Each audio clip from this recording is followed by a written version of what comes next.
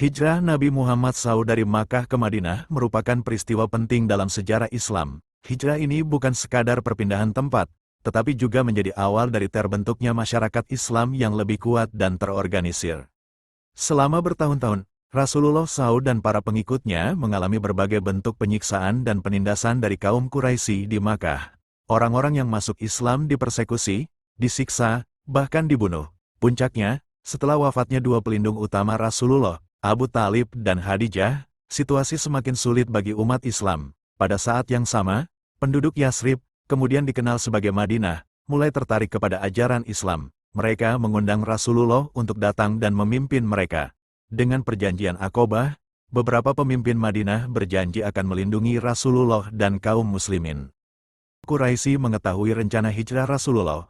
Mereka berencana membunuh beliau. Mereka berkumpul di Darun Nadwah dan sepakat mengutus pemuda dari berbagai kabilah untuk menyerang rumah Rasulullah secara serentak agar tanggung jawab pembunuhan itu terbagi rata. Namun, atas perintah Allah, Rasulullah meminta sahabatnya, Ali bin Abi Thalib, untuk tidur di tempat tidurnya guna mengelabui para pemuda Quraisy. Sementara itu, Rasulullah sendiri diam-diam keluar dari rumah dan menuju Gua Sur bersama sahabat setianya, Abu Bakar As-Siddiq. Rasulullah dan Abu Bakar bersembunyi di Gua Sur selama 3 hari. Kaum Quraisy yang mencari mereka hampir saja menemukannya. Tetapi Allah melindungi mereka dengan cara yang luar biasa. Seekor laba-laba membuat sarang di pintu gua, dan burung merpati bertelur di dekatnya, sehingga kaum Quraisy mengira gua itu tak pernah dimasuki manusia. Setelah keadaan aman, Rasulullah dan Abu Bakar melanjutkan perjalanan ke Madinah dengan dipandu oleh seorang penunjuk jalan yang handal. Di tengah perjalanan, seorang Quraisy bernama Suraqah bin Malik sempat mencoba menangkap Rasulullah demi hadiah besar, tetapi kudanya berulang kali terperosok ke dalam pasir. Ia akhirnya sadar dan meminta ampun kepada Rasulullah, lalu diberi jaminan keselamatan. Setelah perjalanan panjang, Rasulullah tiba di Madinah dan disambut dengan penuh kegembiraan oleh penduduknya. Mereka bernyanyi, Tala al-Badru alaina, sebagai ungkapan kebahagiaan atas kedatangan Rasulullah. Di Madinah, Rasulullah membangun Masjid Nabawi dan mempersaudarakan kaum Muhajirin, pendatang dari Makkah, dengan kaum Ansar, penduduk Madinah yang membantu mereka. Disinilah awal terbentuknya masyarakat Islam yang kuat dan berdaulat. Hijrah bukan hanya sekadar perpindahan fisik, tetapi juga memiliki makna spiritual dan sosial yang mendalam. 1. Hijrah sebagai ujian keimanan. Umat Islam rela meninggalkan harta dan keluarga demi mempertahankan keyakinan mereka. 2. Hijrah sebagai strategi dakwah. Rasulullah mencari tempat yang lebih kondusif untuk menyebarkan Islam. 3.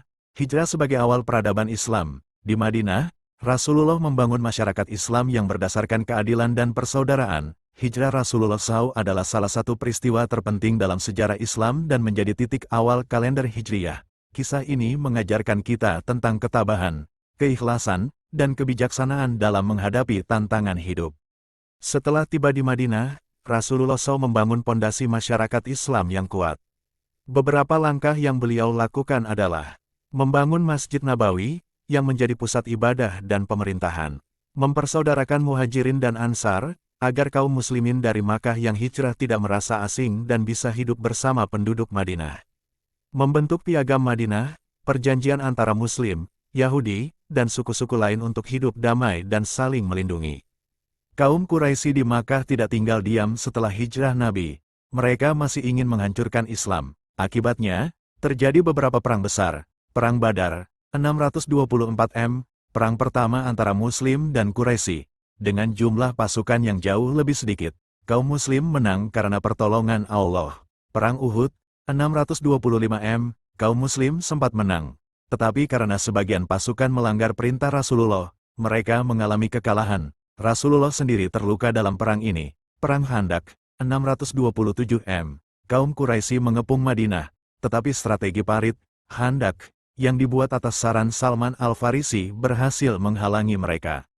Setelah bertahun-tahun terjadi konflik dengan Quraisy, Rasulullah mengadakan perjanjian Hudaybiyah 628 M, yang tampak tidak menguntungkan bagi Muslim, tetapi ternyata justru membuka jalan bagi penyebaran Islam yang lebih luas. 2 tahun kemudian, kaum Quraisy melanggar perjanjian, dan Rasulullah memimpin pasukan untuk menaklukkan Makkah dalam peristiwa Fatu Makkah 630 M. Kota itu ditaklukkan dengan damai, dan Ka'bah dibersihkan dari berhala-berhala.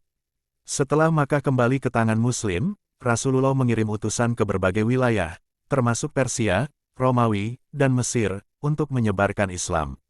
Islam pun berkembang pesat di Jazirah Arab. Pada tahun 632 M, Rasulullah melakukan Haji Wada, haji perpisahan, di mana beliau menyampaikan khutbah wada, yang penuh pesan penting tentang keadilan, persaudaraan, dan kesetaraan umat manusia. Beberapa bulan setelah Haji Wada, Rasulullah SAW jatuh sakit. Pada tanggal 12 Rabiul Awal 632 M, beliau wafat di rumah Aisyah dalam keadaan tenang.